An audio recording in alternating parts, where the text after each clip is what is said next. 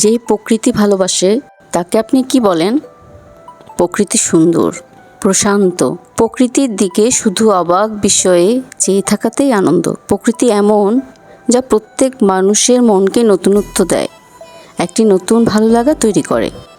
প্রকৃতি আমাকে খুব টানে, বিশেষ করে সবুজের সমারোহ। তাই সুযোগ পেলেই বেরিয়ে পড়ি প্রকৃতির টানে। হ্যালো এভরিওয়ান, আমি নাজনীন। আজ এক্সপ্লোর করছি ঢাকা ও ঢাকা ন্যাশনাল বোটানিক্যাল গার্ডেন।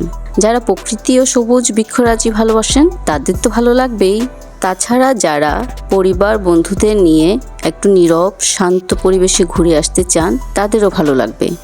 চলুন তাহলে ঘুরে দেখি Dhaka botanical garden, Bangladesh national herbarium. Bangladeshi উদ্ভিদ প্রজাতি সংরক্ষণ, গবেষণা ও প্রদর্শনের সবচেয়ে বড় কেন্দ্র হিসেবে বিবেচিত। ঢাকার মিরপুরে বাংলাদেশ জাতীয় চিড়িয়াখানার পাশেই অবস্থিত। উদ্যানটি 1961 সালে প্রায় 208 একর জায়গা জুড়ে প্রতিষ্ঠিত। বলধা গার্ডেন প্রশাসনিক দিক থেকে এই উদ্যানেরই অংশ। প্রতি বছর 15 লক্ষ দর্শনার্থী উদ্যানটিতে বেড়াতে আসেন। বর্তমানে 117টি গোত্রভুক্ত 952 প্রজাতির গাছপালা আছে। এর মধ্যে 35,000 বৃক্ষ, 310 প্রজাতির 10,000 গুল্ম, 378 প্রজাতির 12,000 বিরুৎ ও লতা জাতীয় উদ্ভিদ। 208 একর উদ্যানটি 57টি সেক্টরে বিভক্ত।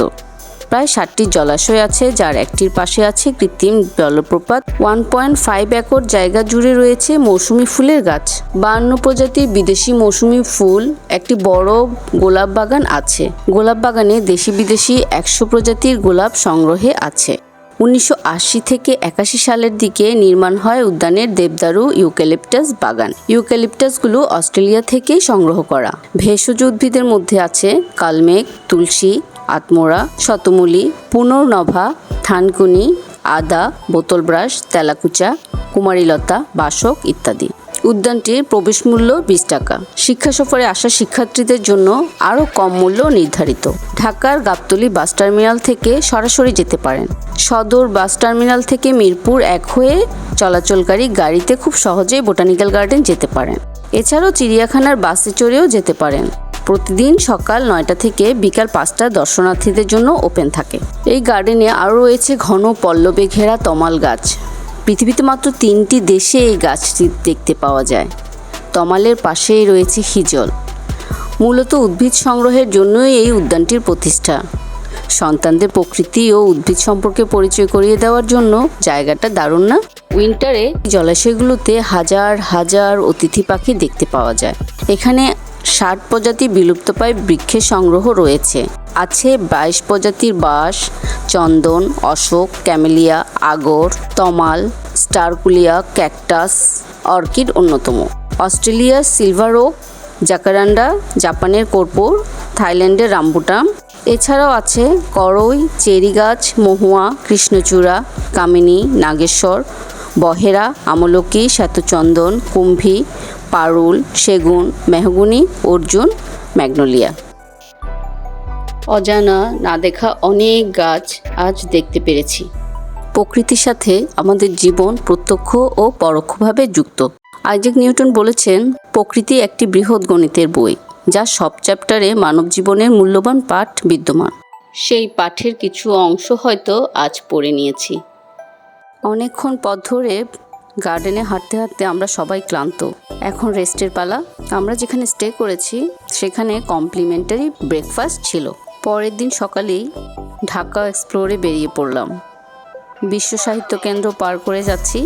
ব্যস্ত এই শহরে জ্যামটুকু যদি বাদ দেই, ঢাকায় যারা থাকি না তাদের কিন্তু ঢাকা অনেক ভালো লাগে। বিশেষ করে ঢাকা ভার্সিটির টিএসসি চত্বর, দোয়েল চত্বর, জাতীয় বিজ্ঞান ও প্রযুক্তি জাদুঘর, বড় কাটরা, সাউথ টাউনের জামে মসজিদ, নুহাসপল্লী, চন্দ্রিমা উদ্যান, বলধা গার্ডেন, রমনা পার্ক এবং কেনাকাটার জন্য Jamuna Future Park. Albert Einstein বলেছিলেন, প্রকৃতি একটি ভাষা, তার বর্ণনার অভিজ্ঞান হলো আমাদের জীবনের একটি অমূল্য আধ্যাত্মিক অধ্যায়। চীনের দার্শনিক ও লেখক লাওজি বলেছিলেন, প্রকৃতি তাড়াহুড়া করে না, তবুও তার সবটুকুই সম্পূর্ণ হয়।